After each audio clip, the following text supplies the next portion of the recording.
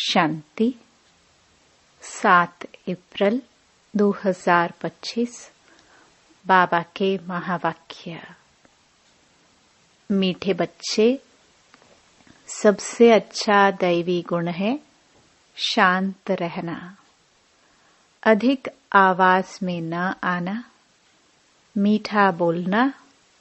तुम बच्चे अभी टॉकी से मूवी से साइलेंस में जाते हो, इसलिए अधिक आवाज में न आओ। प्रश्न: किस मुख्य धारणा के आधार से सर्व दैवी गुण स्वतः आते जाएंगे? उत्तर: मुख्य है पवित्रता की धारणा। देवताएं पवित्र हैं, इसलिए उनमें दैवी गुण है। इस दुनिया में कोई में भी दैवी गुण नहीं हो सकते। रावण राज्य में दैवी गुण कहाँ से आए? तुम रॉयल बच्चे अभी दैवी गुण धारण कर रहे हो। गीत भोलानाथ से निराला। ओम शांति। अभी बच्चे समझते हैं कि बिगड़ी को बनाने वाला एक ही है। भक्ति मार्ग में अनेकों के पास जाते हैं, कितनी तीर्थ यात्राएं आदि करते हैं। बिगड़ी को बनाने वाला, पतितों को पावन बनाने वाला तो एक ही है। सद्गति दाता, गाइड, लिबरेटर भी वह एक है। अब गायन है, परंतु अनेक मनुष्य, अनेक धर्म, मठ, पंथ, शास्त्र होने कारण अनेक रास्ते ढूंढते रहते हैं। सुख और शांति के लिए सत्संगों में जाते हैं ना। जो नहीं जाते वह मायावी मस्ती में ही मस्त रहते हैं। यह भी तुम बच्चे जानते हो कि अभी कलयुग का अंत है। मनुष्य यह नहीं जानते कि सतयुग कब होता है, अभी क्या है। यह तो कोई बच्चा भी समझ सकता है। नई दुनिया में सुख, पुरानी दुनिया में जरूर दुख होता है। इस पुरानी दुनिया में अनेक मनुष्य हैं, अनेक धर्म हैं। तुम कोई को भी समझा सकते हो। यह है कलयुग। सतयुग पास्ट हो गया है। वहां एक ही आदि सनातन देवी देवता धर्म था, और कोई धर्म नहीं था। बाबा ने बहुत बार समझाया है, फिर भी समझाते हैं। जो आए उनको नई दुनिया और पुरानी दुनिया का फर्क दिखाना चाहिए। भल वह क्या भी कहे।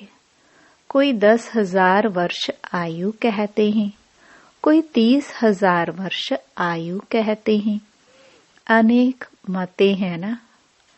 अब उन्हों के पास तो है ही शास्त्रों की मत। अनेक शास्त्र, अनेक मत, मनुष्यों की मत है ना। शास्त्र भी लिखते तो मनुष्य है ना। देवताएं कोई शास्त्र नहीं लिखते। सतयुग में देवी देवता धर्म होता है। उन्हों को मनुष्य भी नहीं कहा जा सकता। तो जब कोई मित्र संबंधी आदि मिलते हैं तो उनको बैठ यह सुनाना चाहिए। विचार की बात है। नई दुनिया में कितने थोड़े मनुष्य होते हैं, पुरानी दुनिया में कितनी वृद्धि होती है। सतयुग में सिर्फ एक देवता धर्म था, मनुष्य भी थोड़े थे। दैवी गुण होते ही हैं देवताओं में, मनुष्यों में नहीं होते हैं।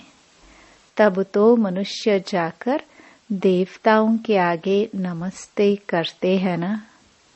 देवताओं की महिमा गाते हैं, जानते हैं वह स्वर्गवासी हैं, हम नरकवासी कलयुगवासी हैं। मनुष्य में दैवी गुण हो ना सके। कोई कहे फलाने में बहुत अच्छे दैवी गुण हैं, बोलो नहीं, दैवी गुण होते ही हैं देवताओं में, क्योंकि वह पवित्र हैं। यहाँ पवित्र न होने कारण कोई में दैवी गुण हो ना सके, क्योंकि आसुरी रावण राज्य है ना। नए झाड़ में दैवी गुण वाले देवताएं रहते हैं, फिर झाड़ पुराना होता है। रावण राज्य में दैवी गुण वाले हो ना सके। सतयुग में आदि सनातन देवी देवताओं का प्रवृत्ति मार्ग था। प्रवृत्ति मार्ग वालों की ही महिमा गाई हुई है। सतयुग में हम पवित्र देवी देवता थे, संन्यास मार्ग था नहीं। कितनी पॉइंट्स मिलती है, परंतु सभी पॉइंट्स किसकी बुद्धि में रह ना सके। पॉइंट्स भूल जाती हैं, इसलिए फेल होते हैं। दैवी गुण धारण नहीं करते हैं। एक ही दैवी गुण अच्छा है। जास्ती कोई से ना बोलना, मीठा बोलना, बहुत थोड़ा बोलना चाहिए, क्योंकि तुम बच्चों को टॉकी से मूवी से साइलेंस में जाना है, तो टॉकी को बहुत कम करना चाहिए। जो बहुत थोड़ा धीरे से बोलते हैं तो समझते हैं यह रॉयल घर का है। मुख से सदैव रत्न निकले। सन्यासी अथवा कोई भी हो तो उनको नई और पुरानी दुनिया का कॉन्ट्रास्ट बताना चाहिए। सतयुग में दैवी गुण वाले देवताए थे, वह प्रवृत्ति मार्ग था। तुम सन्यासियों का धर्म ही अलग है, फिर भी यह तो समझते हो ना, नई सृष्टि सतो प्रधान होती है, अभी तमो प्रधान है। आत्मा तमो प्रधान होती है तो शरीर भी तमो प्रधान मिलता है। अभी है ही पतित दुनिया, सबको पतित कहेंगे। वह है पावन सतो प्रधान दुनिया, वही नई दुनिया सो अब पुरानी होती है। इस समय सभी मनुष्य आत्माएं नास्तिक हैं, इसलिए ही हंगामे हैं। धनी को न जानने के कारण आपस में लड़ते झगड़ते रहते हैं।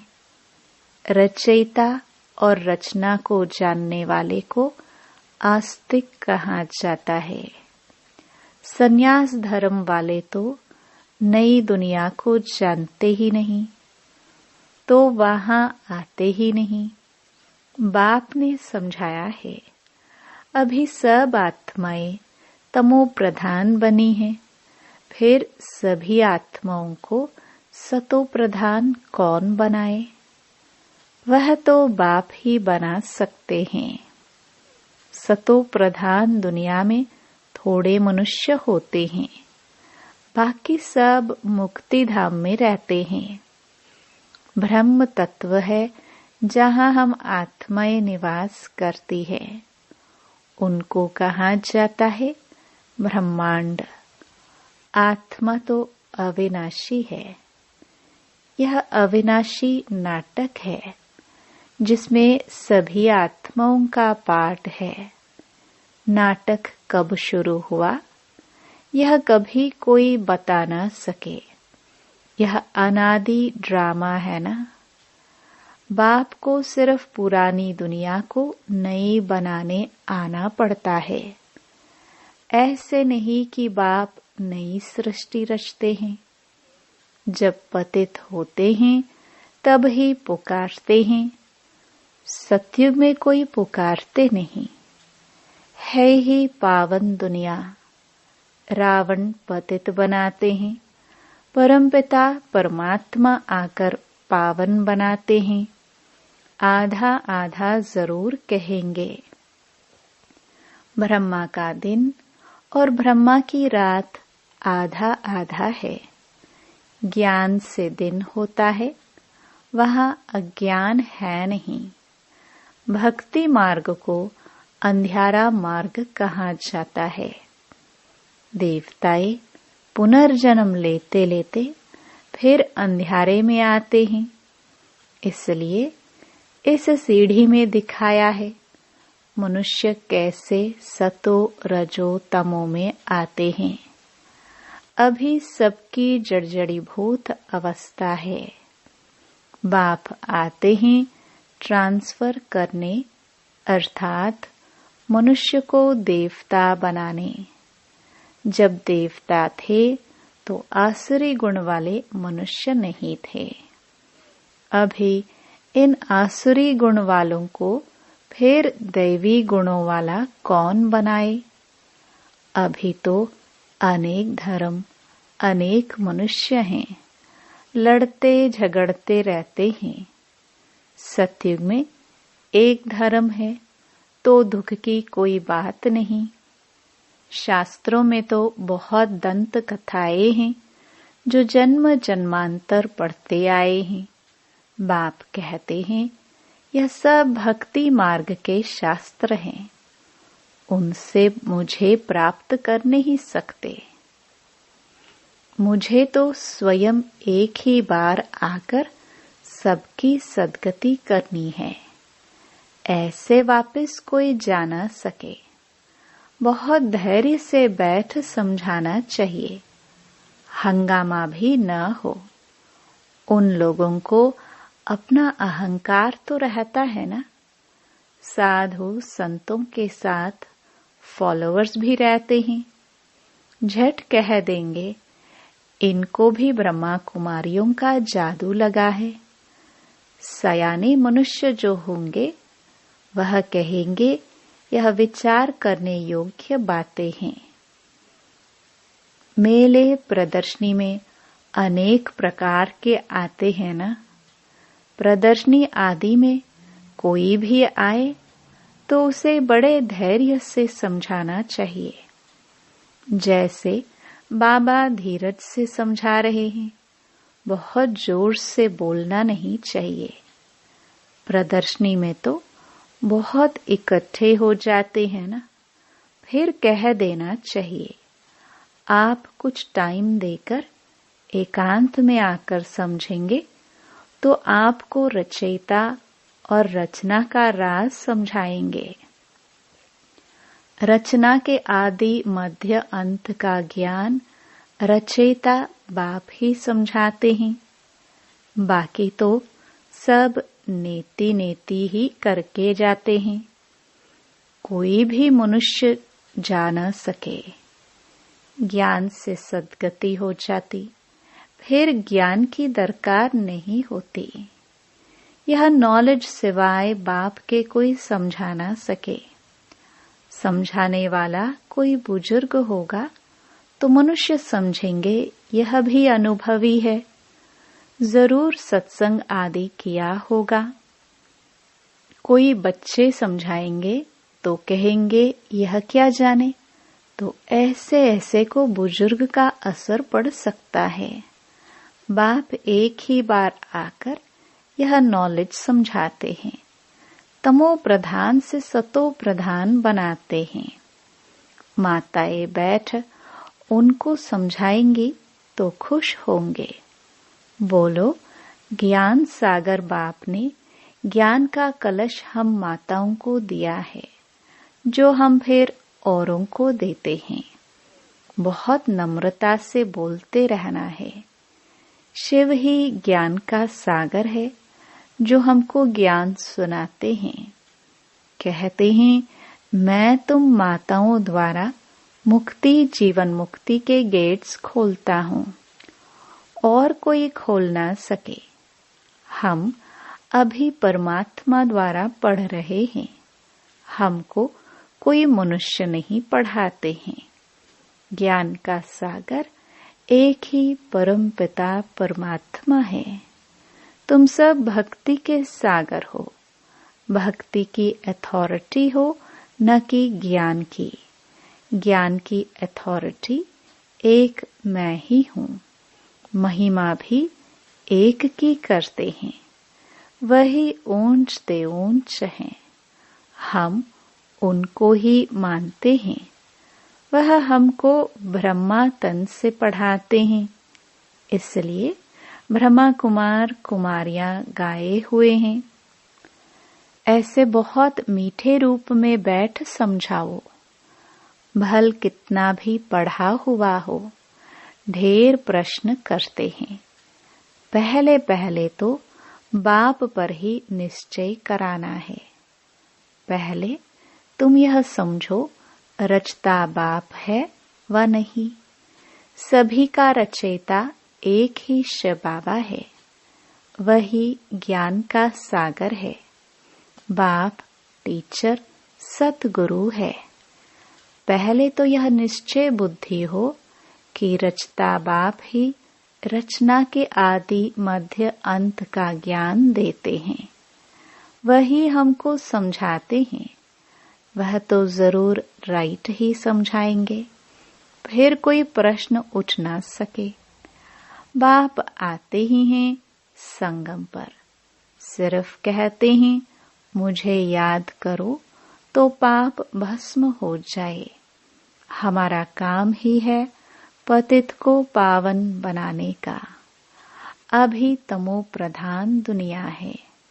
पतित पावन बाप बेगर कोई को जीवन मुक्ति मिल ना सके।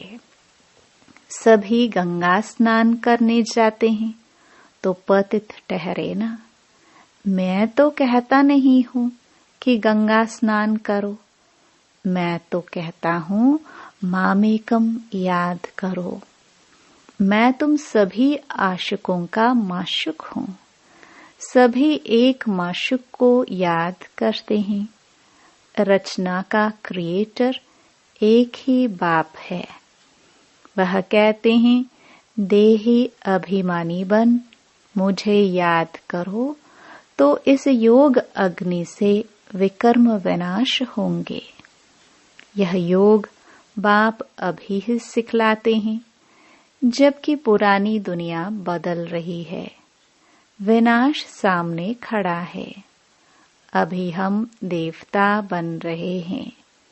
बाप कितना सहज बताते हैं। बाप के सामने भल सुनते हैं, परंतु एक रस हो नहीं सुनते। बुद्धि और तरफ भागती रहती है। भक्ति में भी ऐसे होता है। सारा दिन तो वेस्ट जाता है। बाकी जो टाइम मुकर्रर करते हैं उसमें भी बुद्धि कहाँ कहाँ चली जाती है। सबका ऐसा हाल होता होगा। माया है ना। कोई कोई बच्चे बाप के सामने बैठे ध्यान में चले जाते हैं। यह भी टाइम वेस्ट हुआ ना। कमाई तो नहीं हुई। बाप तो कहते हैं याद में रहो जिससे विकर्म विनाश हो। ध्यान में जाने से बुद्धि में बाप की याद नहीं रहती है। इन सब बातों में बहुत घोटाला है। तुमको तो आंखें बंद भी नहीं करनी है। याद में बैठना है ना। आंखें खोलने से डरना नहीं चाहिए। आंखें खुली हो, बुद्धि में माशुक ही याद हो। आंखें बंद करके बैठना यह कायदा नहीं। बाप कहते हैं याद में बैठो। ऐसे थोड़ी कहते हैं आंखें बंद करो। आंख बंद कर कांध ऐसे नीचे कर बैठेंगे तो बाबा कैसे देखेंगे। आंखें सभी बंद नहीं करनी चाहिए। आंखें बंद हो जाती है तो कुछ दाल में काला होगा और कोई को याद करते होंगे। बाप तो कहते हैं, और कोई मित्र संबंधियों आदि को याद किया तो तुम बच्चे आशिक नहीं ठहरे। सच्चा आशिक बनेंगे तब ही ऊंच पद पाएंगे। मेहनत सारी याद में है। देह अभिमान में बाप को भूलते हैं, फिर धक्के खाते रहते हैं। और बहुत मीठा भी बनना चाहिए। वातावरण भी मीठा हो, कोई आवाज नहीं, कोई भी आए तो देखे बात कितनी मीठी करते हैं। बहुत साइलेंस होनी चाहिए। कुछ भी लड़ना झगड़ना नहीं, नहीं तो जैसे बाप, टीचर, गुरु तीनों की निंदा कराते हैं, वह फिर पद भी बहुत कम पाएंगे। बच्चों को अब समझ तो मिली है। बाप कहते हैं, हम तुमको पढ़ाते हैं ऊंच पद पाने। पढ़कर फिर औरों को पढ़ाना है। खुद भी समझ सकते हैं। हम तो कोई को सुनाते नहीं हैं, तो क्या पद पाएंगे? प्रजा नहीं बनाएंगे तो क्या बनेंगे? योग नहीं, ज्ञान नहीं, तो फिर जरूर पढ़े हुए के आगे भरी ढोनी पड़ेगी। अपने को देखना चाहिए। इस समय नापास हुए, कम पद पाया तो कल्प कल्पांतर कम पद हो जाएगा। बाप का काम है समझाना। नहीं समझेंगे तो अपना पद भ्रष्ट करेंगे। कैसे किसको समझाना चाहिए वह भी बाबा समझाते रहते हैं। जितना थोड़ा और आहिस्ते बोलेंगे उतना अच्छा है। बाबा सर्विस करने वालों की महिमा भी करते हैं ना। बहुत अच्छी सर्विस करते हैं तो बाबा की दिल पर चढ़ते हैं।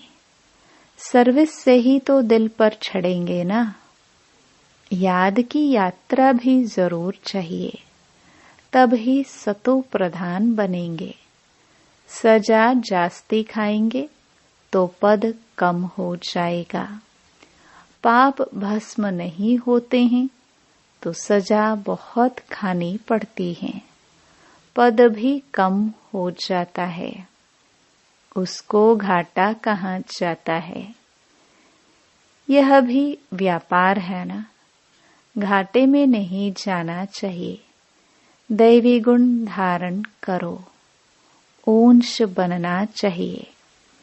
बाबा उन्नति के लिए किस्म किस्म की बातें सुनाते हैं। अब जो करेंगे सो पाएंगे। तुमको परिस्तानी बनना है। गुण भी ऐसे धारण करने हैं। अच्छा, मीठे मीठे सिखिलदे बच्चों प्रति मात पिता बाप दादा का याद प्यार और गुड मॉर्निंग। रूहानी बाप की रूहानी बच्चों को नमस्ते। धारणा के लिए मुख्य सार। पहला, किसी से भी बहुत नम्रता और धीरे से बातचीत करनी है। बोलचाल बहुत मीठा हो। साइलेंस का वातावरण हो। कोई भी आवाज ना हो, तब सर्विस की सफलता होगी। दूसरा, सच्चा सच्चा आशिक बन एक माशूक को याद करना है।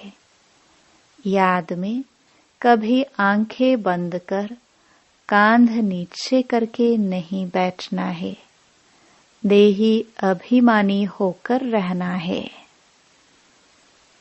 वरदान, सर्व खजानों को स्व के प्रति और औरों के प्रति यूज करने वाले अखंड महादानी भव। जैसे बाप का भंडारा सदा चलता रहता है, रोज देते हैं, ऐसे आपका भी अखंड लंगर चलता रहे, क्योंकि आपके पास ज्ञान का, शक्तियों का, खुशियों का भरपूर भंडारा है। इसे साथ में रखने व यूज करने में कोई भी खतरा नहीं है। यह भंडारा खुला होगा तो चोर नहीं आएगा, बंद रखेंगे तो चोर आ जाएंगे। इसलिए रोज अपने मिले हुए खजानों को देखो और स्व के प्रति और औरों के प्रति यूज करो, तो अखंड महादानी बन जाएंगे। स्लोगन: सुने हुए को मनन करो, मनन करने से ही शक्तिशाली बनेंगे। अव्यक्त इशारे: कंबाइंड रूप की स्मृति से सदा विजयी बनो। सेवा और साथी, बाप और आप, यह कंबाइंड स्थिति। कंबाइंड सेवा करो तो सदा फरिश्ते स्वरूप का अनुभव करेंगे। सदा बाप के साथ भी हैं और साथी भी हैं। यह डबल अनुभव हो। स्व की लगन में सदा साथ का अनुभव करो और सेवा में सदा साथी का अनुभव करो। ओम शांति।